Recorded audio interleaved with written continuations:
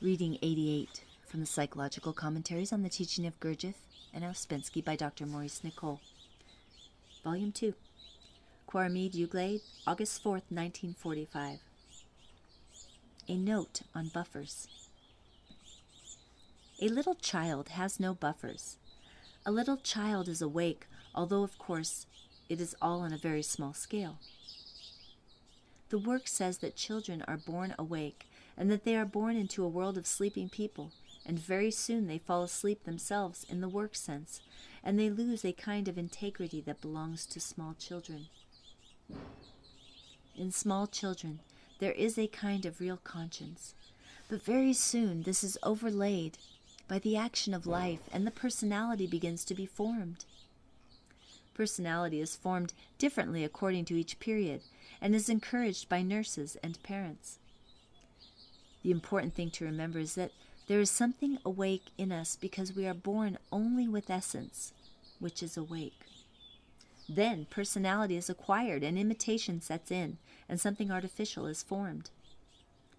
With this formation of personality, which is acquired and which must be acquired, real conscience disappears.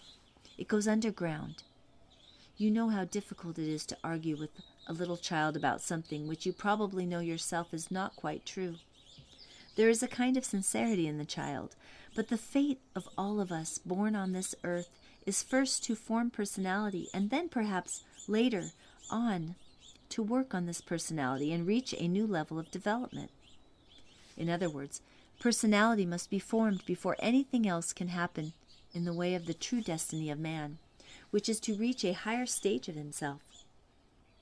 All methods of upbringing of children, based on the idea that they are natural and simple, are wrong, because essence ceases to grow after a very short time. For this reason, the work has no sympathy with crack-brained theoretical ideas of children being brought up in a simple way without discipline. If essence were capable of growing continually, then such ideas would be correct. One of the striking things that the work says is that essence can only grow by itself a short way. After that, it cannot grow, and personality, the acquired side of a person, must form itself over essence and surround it. A further growth of essence depends upon the formation of personality through experience in life, and the ultimate gradual rendering of it more passive. Then all the material collected in personality and all the energies belonging to it, if directed in a new way, nourish the essence so that it can then undergo its destined further development. So a man must first go into life and be in his own way good at life. For that reason, we do not want in this work people who have undergone no discipline from life, or who have not become in some degree what are called good householders. Responsible people who know something about life and can do something in life in the ordinary sense. The work has a special name for people who have never met with life properly. They are called tramps. This is a technical word, a work word. Such people try one thing after another, and as soon as it becomes at all difficult, they give it up and try something else. Now tonight I wish to speak about buffers. Buffers are inevitably in every normal person, simply because personality must be formed first as strongly as possible in everyone. I am not speaking about false personality, but about personality. In this psychological thing called personality, which surrounds essence, to begin with, lie all the knowledge, all the life talents that you have acquired. You have gone through all the routine of learning a profession, let us say, and all this is laid down in your personality and has made it possible for you to relate yourself to life. But conscience, such as you had as a very small creature, has ceased to exist. You have of necessity to learn the ways of life, and as it were ignore all the obvious compromises that are necessary. You have learned, as it were, to follow your job and adapt to it without going too deeply into it. In other words, real conscience has disappeared because if everyone had real conscience, the world of today would be utterly impossible. Now, what has taken the place of real conscience? The place of real conscience has been taken by what in the work are called buffers. When this concept was first brought forward, Mr. Ouspensky said that buffers are just like the buffers on railway carriages, and that they lessen the shock. He sometimes compared them with blocks of wood that separate the obvious contradictions in ourselves. A child, he said, born into a world of sleeping people, very soon learns to have buffers because he is surrounded by people who have nothing but buffers, people who no longer see their contradictions. He said, buffers make things easy for us. They prevent us from seeing what we are really doing and saying. Most people who are strong in life, who have perhaps become leaders, are people who have very strong buffers. They are strong because of these wooden blocks that prevent them from seeing what they are doing and what harm they are causing. A well-buffered man or woman has no doubts about himself or herself.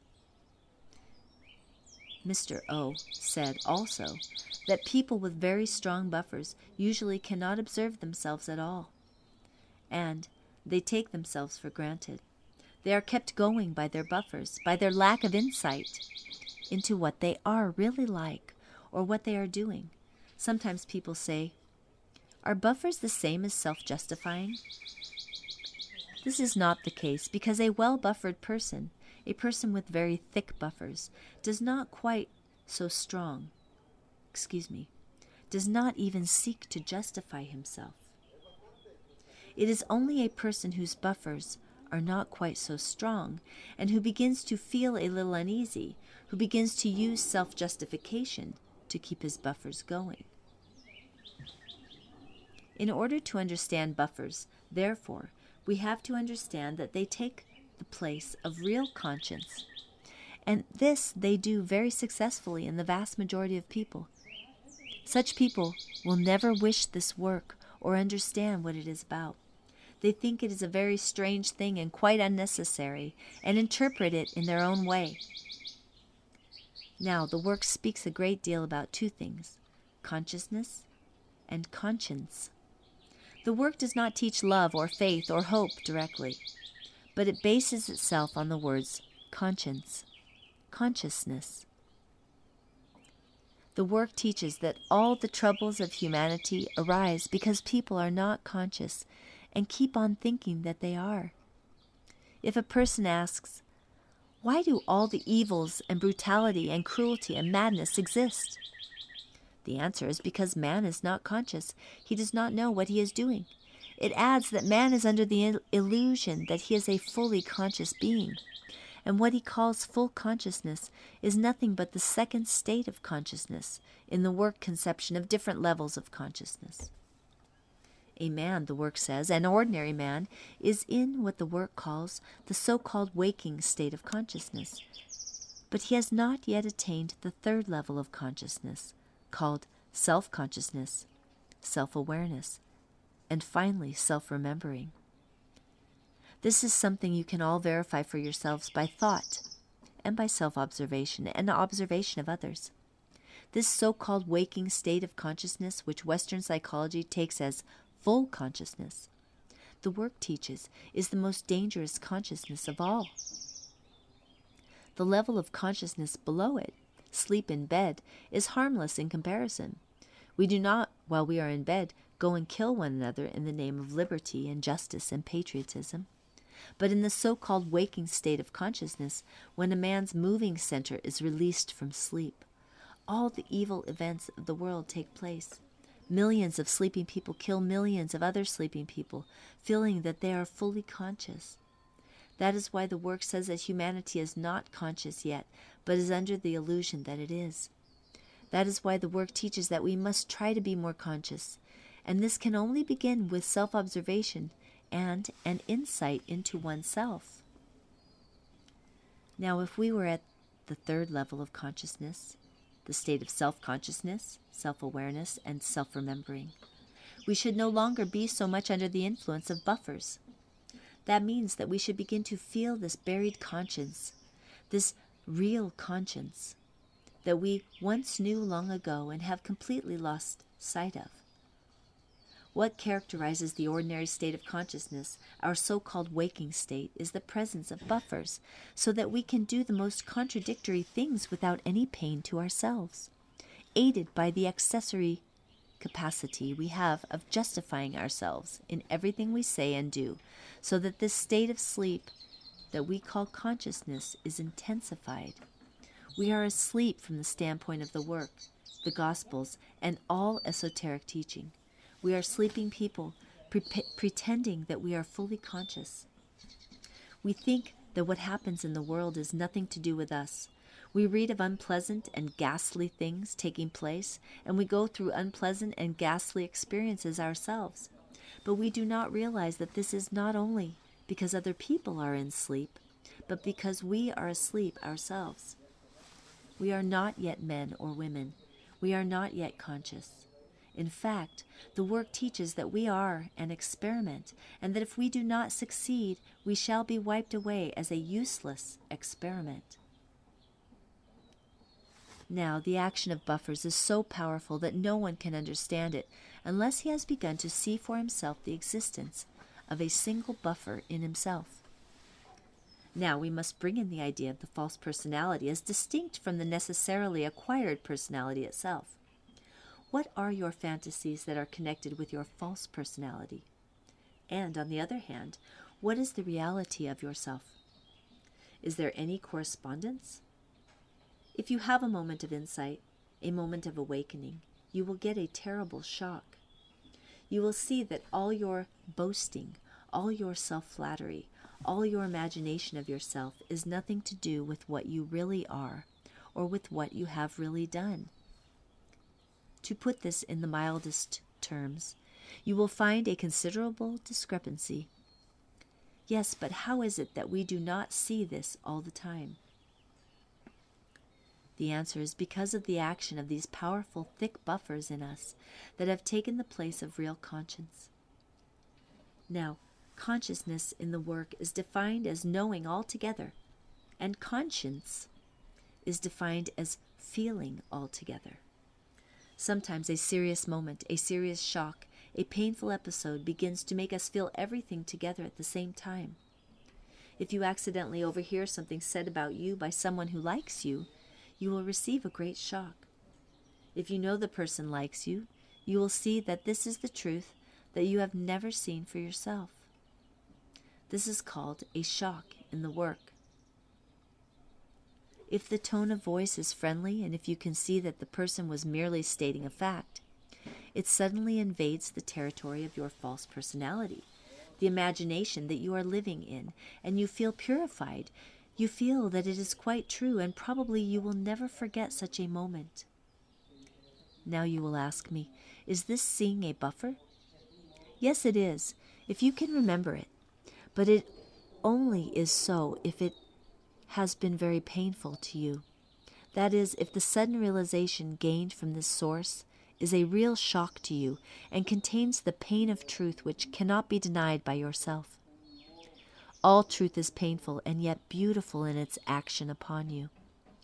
Merely pointing out to other people their faults has not this effect and only produces negative results. But one can also begin to see buffers in oneself gradually, provided that one fights for the work against the continual action of life. Of course, if you get right down into life, into matters of the five senses, you will not try to live differently, but if the work has for a long time a continual, even slight action on you, you will be brought to see your first, most important buffer. That is the discrepancy between your imagination of what you are and what you really are. You have had a picture of yourself never being deceitful, and let us say in some moment of greater consciousness you catch a glimpse of how deceitful you always are. What has prevented you from seeing this before? What has prevented you is the presence of a buffer. But when you begin to be conscious on both sides of the buffer simultaneously and see your picture of yourself not being deceitful, and observe yourself being deceitful at the same time, your consciousness enlarges, and then you will feel something coming from conscience. something painful and yet very tolerable. Seeing a buffer is always painful. When one really begins to see a buffer, it breaks and it can never grow again. But of course, when this happens, you no longer have the same feeling of yourself. The province of this work and its direction lies exactly here in one's own psychology. And of course, one of the objects of this work is to make a new psychological body properly connected. I do not know if you understand what I say when I say you are all invention, and that you are not your invention, and that you have to pay an enormous quantity of force in order to keep your invention of yourself going. It is such a new experience to give up one side of this invented stuff and come to terms with yourself, to terms of peace with yourself. The growth of consciousness and the growth of conscience must necessarily go hand in hand. We must know more about ourselves. That is, we must become far more conscious of ourselves, our contradictory eyes, in order to feel more about ourselves, which is to begin to feel real conscience. This is not an exalting process. It is not a self-justifying process. You do not feel grander and grander, but you become to yourself, and perhaps to others, far more real, and at the same time you get increasingly free from this very unsatisfactory feeling coming from the false personality by dint of which we try to live our rather unsuccessful lives. Now the work says that conscience is the fire which alone can begin to change us. The work says in this connection that man is like a chemical retort with many metallic powders in it, which every tap of life, every external event shifts.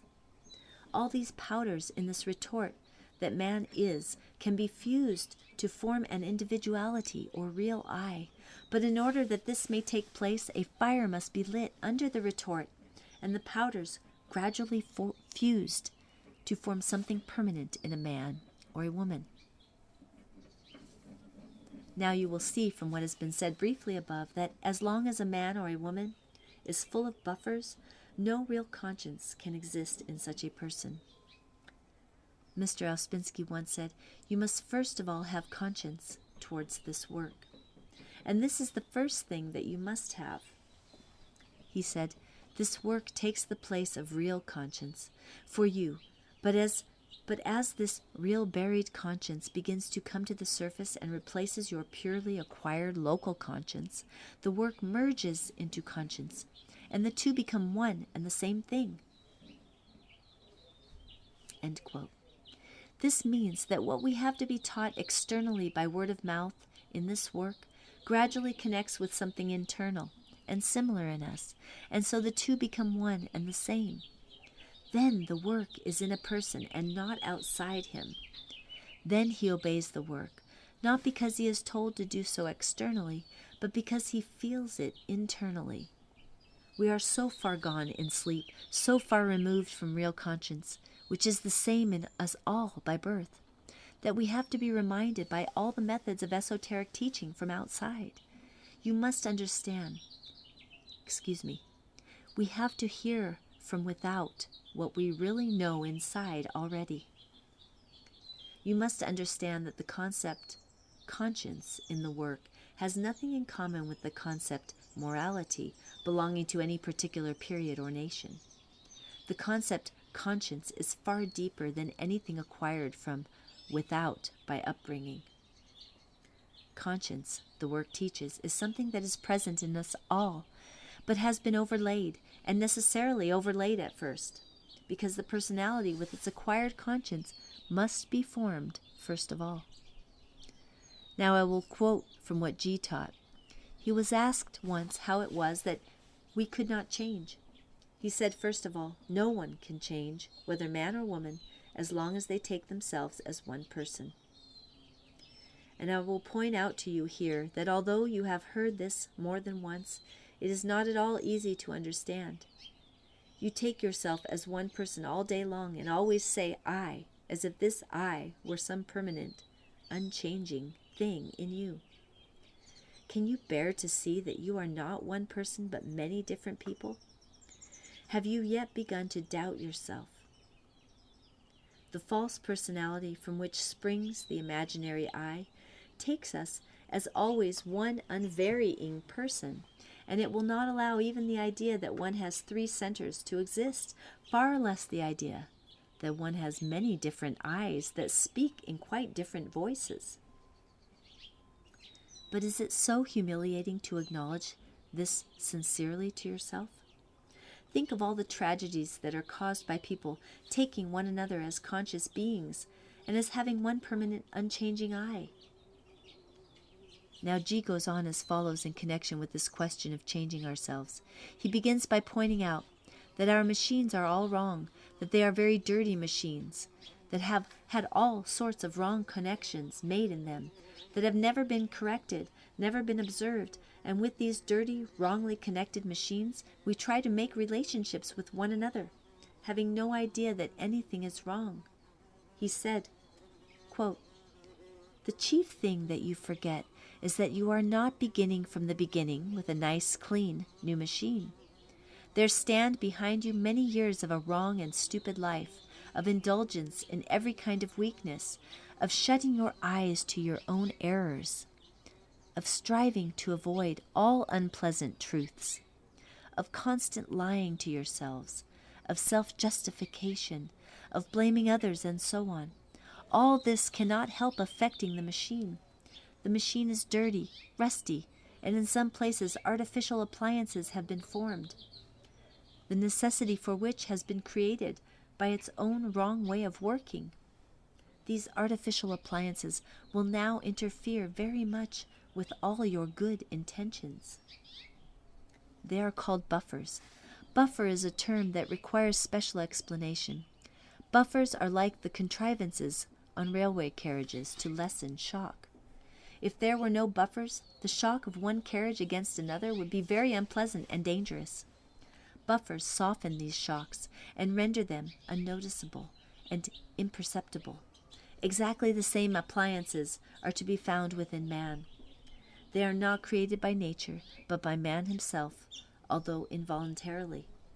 The cause of their appearance is the existence in man of many contradictions of opinions, feelings, sympathies, words, and actions. If a man throughout the whole of his life were to feel all the contradictions that are within him, he could not live and act as calmly as he lives and acts now. He would have constant friction and unrest. We fail to see how hostile the different eyes of our personality are to one another. If a man were to feel all these contradictions, he would feel what he really is. He would feel that he is mad. Moreover, a thought like this deprives man of his self-respect, self-confidence, weakens his energy. Somehow or other, he must master this thought or banish it. He must either destroy contradictions or cease to feel and see them. But if buffers are created in him, he can cease to feel them, and he will not feel the impact from the clash of contradictory views, emotions, and contradictory words. Buffers are created slowly and gradually. Very many buffers are created artificially by education, others by the hypnotic influence of all surrounding life. A man is surrounded by people who live, speak, think, and feel by means of buffers.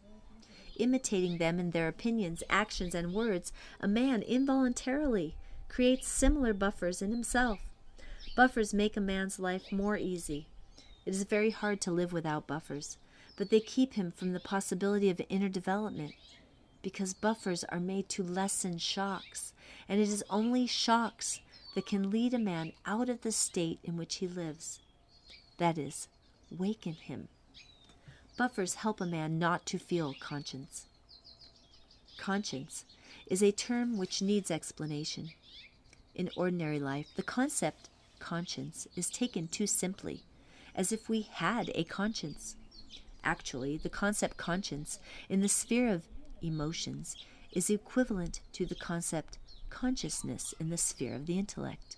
And as we have no consciousness, we have no conscience. Consciousness is a state in which a man knows all at once everything that he in general knows, and in which he can see how little he he can see how little he does know, and how many contradictions there are in what he knows. And as everyone has within him thousands of contradictory feelings, which vary from a deeply hidden realization of his own nothingness and fears of all kinds to the most stupid kind of self-conceit, self-confidence, self-satisfaction, and self-praise, to feel all this together would be not only painful but literally unbearable.